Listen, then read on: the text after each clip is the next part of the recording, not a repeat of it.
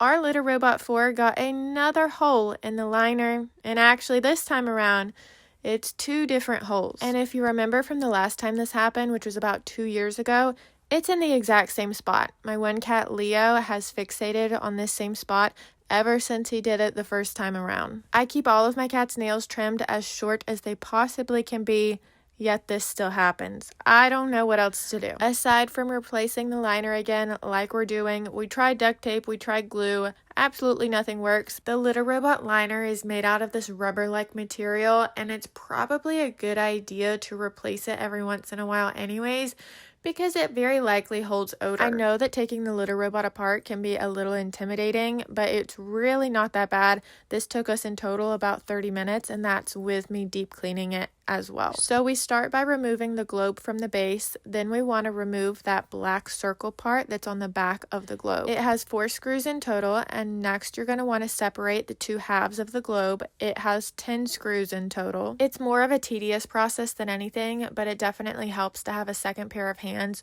just so it's easier to hold everything, put everything back together. Once you have the 2 halves of the globe completely separated, the old liner is almost ready to come out, but there is a little lip on the front. This is where we ended up using a flathead screwdriver to be able to kind of dig it out. Gently pull just a little bit after loosening it with the screwdriver, and it should be able to pop right off. Then you can remove the old liner. You will need to keep the weight that's on the bottom as well as the little weight cover that goes on top of it, and that will go into your new liner. For some reason our weight was covered in rust. I have no idea how that happened, so we just chipped off as much as we could. It could have had something to do with the holes in the liner, and somehow liquid was able to get down there, and it's not supposed to. So I would recommend replacing a ripped liner as soon as possible so that nothing is able to go through a hole and get into somewhere where it's not supposed to be.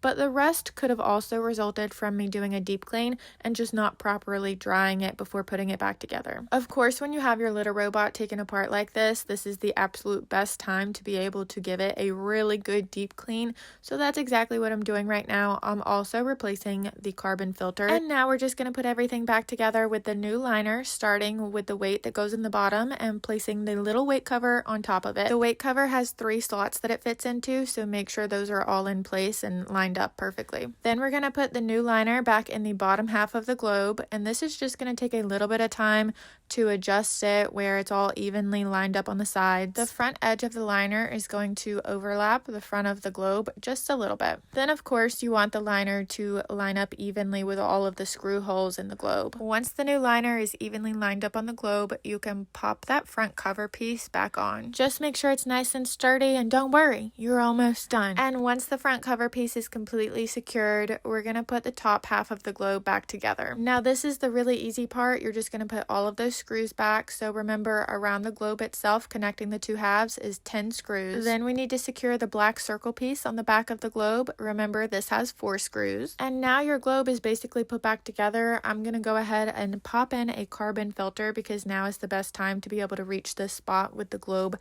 out like it is. And you just pop the globe back into the Litter Robot base. It should just set right in with the handle on top. Put the cover back on. It's going to snap into place. I have a litter guard, so now I'm going to put that back in place, but then you just want to turn your Litter Robot back on and go ahead and run it through a cycle just to make sure that it works properly. And that's really all there is to it. Now we have a fresh and clean Litter Robot with no holes in the liner. I have heard that the Litter Robot 4 liner has been more likely to rip than in previous models. We've had our Litter Robot for about 2.5 years now, and this is the 3rd liner that it's had.